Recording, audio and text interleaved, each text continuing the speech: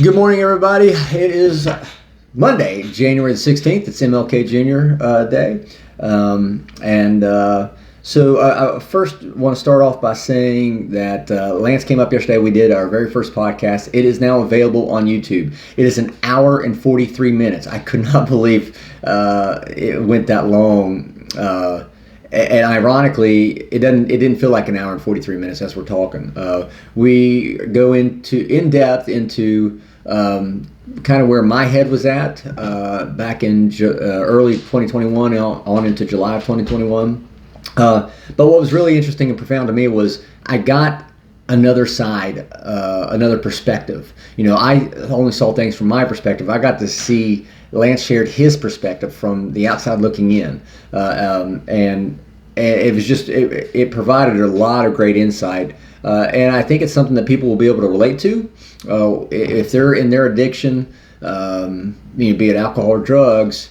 They're going to. He gives a perspective of what it's like to care for somebody who's destroying themselves, what it's like to have a ringside seat at this destruction. It's heartbreaking. It really is heartbreaking. But Lance and I met whenever I was a professional wrestler. We talked about that yesterday too. He saw me at my high. He saw me at my lowest. But most importantly, he saw me recover.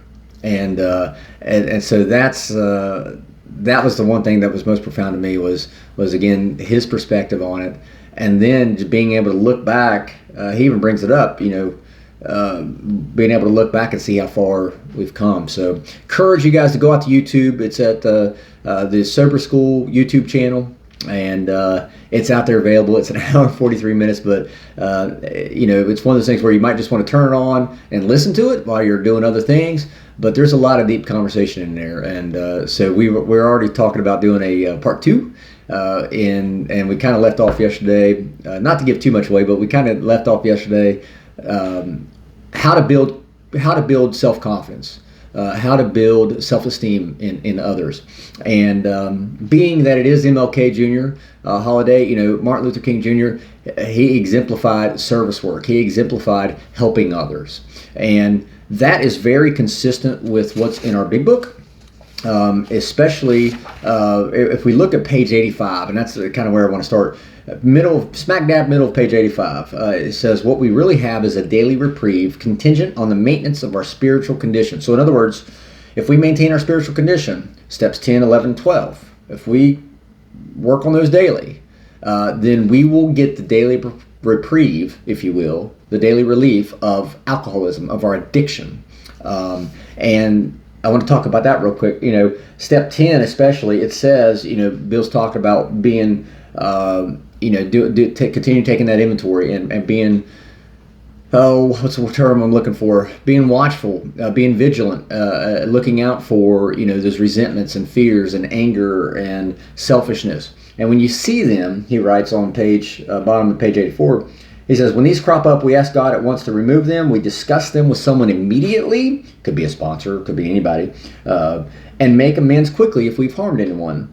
Then we resolutely turn our thoughts to someone we can help. I'll read that part again.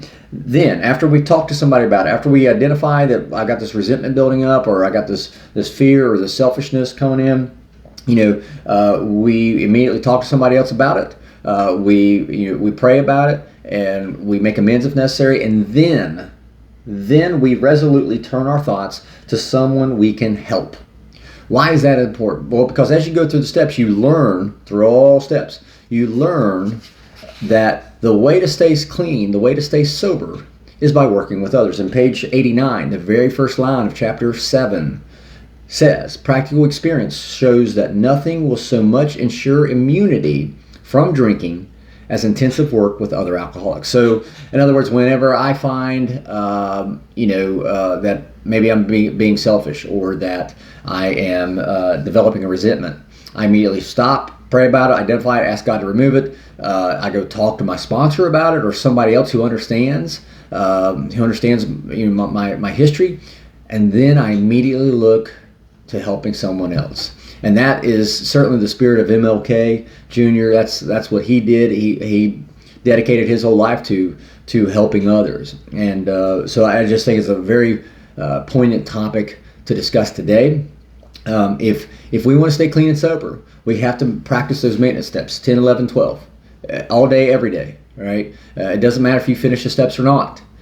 We have to practice 10, 11, or 12. It doesn't matter where you're at in your journey. You could be 18 hours sober, 18 months sober, 18 days. We have to start thinking of others, because as an addict, as an alcoholic, we always put ourselves first. That's got to change. That's got to change. And I can think of no better day than to demonstrate that change, or to talk about and discuss that and encourage that change than today, being MLK Junior holiday. So again, practical experience shows that nothing will so much ensure immunity from drinking as intensive work with other alcoholics. I encourage you to look around you today and see who you can help. See who you can share your experience, strength, and hope with, because that is what is going to keep us clean and keep us sober. And as you've heard me say so many times, that is absolutely the single most important thing in my life, is making it to my pillow every night, drawing a sober breath. Drawing a sober breath. That's my goal every single day when I wake up. I want to make it to my pillow that night sober. And I do that. I'm able to do that by practicing 10, 11, 12. Improving my conscious contact with my higher power, whom I choose to call God. That's step 11. Always being vigilant and watchful for resentment, fears, dishonesty, selfishness. When those creep up, I immediately pray about it, ask God to remove them from me, talk to somebody else about it, and then I start looking to see who I can help, other people who I can help. So, again, I encourage you guys, think about those other people today that you can carry and share your experience, strength, and hope with. That's what's going to keep us clean, and that's what's going to keep us sober. So I love you guys, and remember, you can't get drunk if you don't take the first drink.